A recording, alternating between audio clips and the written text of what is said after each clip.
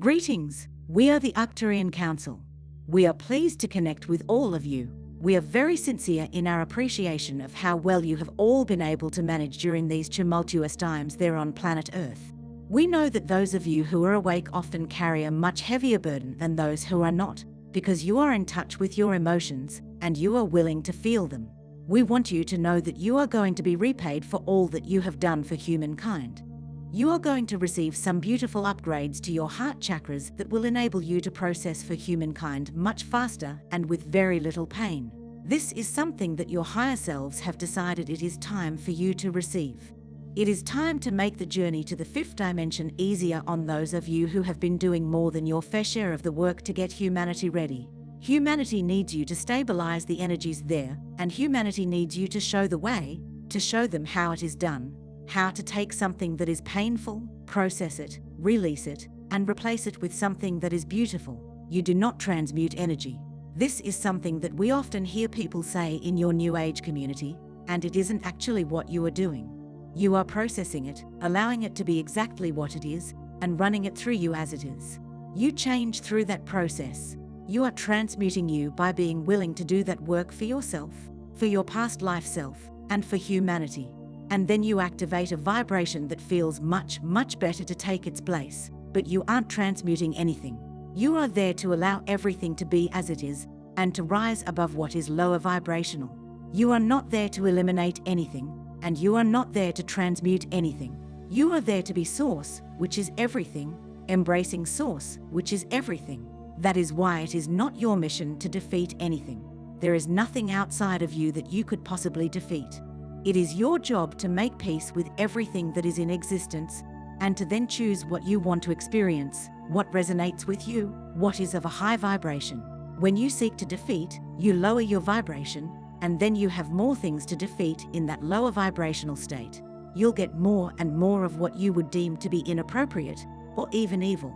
And that is why we are so proud of those of you who are able to receive this message. We are so proud of those of you who are doing this, who are rising above what others are seeking to chase down and lock up. You will only experience the planet you want to experience by raising consciousness. That is the only way to get there. Now, getting back to the work you all have been doing. We want to assure that these heart chakra upgrades are already in the works.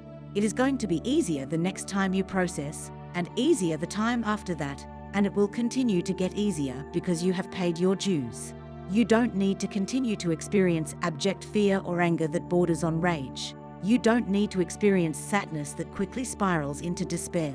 You have done it all. And while humankind by and large cannot and will not acknowledge this, we can, we will, and we are happy to be a part of these upgrades you are getting to your hearts and your heart chakras. Here in the spiritual and non-physical realms, we are with you in every moment, cheering you on most enthusiastically and encouraging you mightily as you move powerfully along the home straight toward your awakening. Your destination is in sight, and your arrival is inevitable. You have been most magnificently and powerfully setting the intent for humanity to awaken, and then, by following through on that intent, by also setting the intent to be loving whatever arises, you have been bringing it to fruition. Many of you are sensing the closeness of this most wonderful moment in humanity's spiritual awakening. This moment when an astounding leap forward or upward on your unfolding path of spiritual evolution or enlightenment will occur, filling you with joy at a level that you have never before been even able to imagine, let alone actually experience. The eons prior to this moment, which have seemingly been spent in darkness and conflict, are coming to an end. They have been invaluable learning experiences for the many who have been open to learning, exploring, and observing without judgment. But for the majority, they have been extremely dark ages, delivering what appears to have been an endless succession of events that have caused them intense pain and suffering. However, also throughout these eons, when souls have laid down their physical bodies, as all inevitably do, they have been warmly welcomed home into the light of God's infinite love, where every one of His divine progeny enjoy their eternal existence. Many have been extremely shocked and horrified when, in that moment of transition, they experience their life review, which presents them very rapidly indeed, in what in the present age you might well call a virtual reality experience, with every interaction that they have had with others throughout the life of form which they are now leaving behind. As ego-driven humans, it is extremely difficult for you not to judge yourselves as right in comparison with the others with whom you interact during your lives.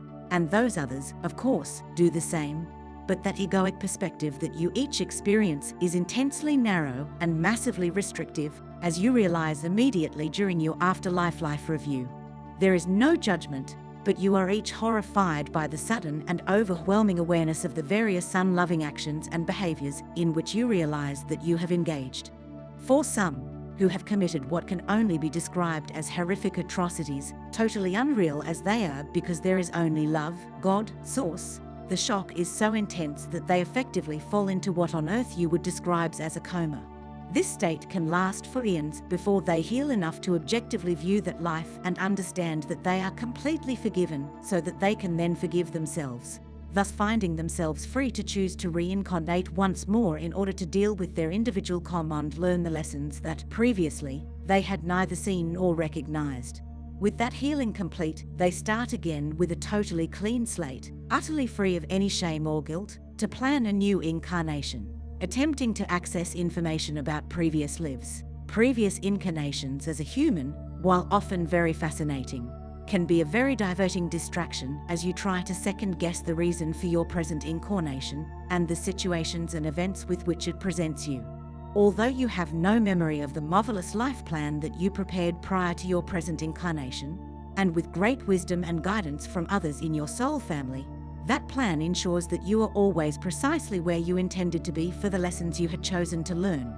Your present life is perfect for you, even though it may well appear to you that this cannot be the case. The point is to live now, thus allowing life to unfold for you as you had planned, so that you can deal lovingly in the moment with issues and events that arise as they arise, and so learn the lessons you wish to learn. Trying to forecast and plan for what you think may occur tends to be very counterproductive and often causes unnecessary anxiety. Just remind yourself that there are no accidents or coincidences, and that everything you experience was beautifully pre-planned to teach you to love and accept yourself, just as does Mother/Father/God, Source, love, loving and accepting yourself, despite the inadequacies and incompetences you may believe you have within you, honors God who created you to be precisely who you are, for her joy and yours. You do not honor your Creator by dishonoring and negatively judging yourself. Doing so drains your energy and distracts you from being the loving being that God created, because to dwell on your human limitations and inadequacies blocks your awareness of the wonders and mysteries with which life is constantly presenting you, and keeps you in an almost constant state of negative self-judgment, where you close yourself off from love. Love is always with you, waiting with infinite patience for the inevitable moment when you finally choose to open to it and accept it as it accepts you, completely and utterly. Life, love, God, Source, you, is and is infinite in its magnificence, in its glory, and in its sempiternal presence. You are always one and all, and that is a most wonderful mystery to contemplate, to dwell on, and in which to enfold yourself, by surrendering to it, and thus delivering yourself to yourself, in an absolute abandonment of self to love, your loving brother, Jesus.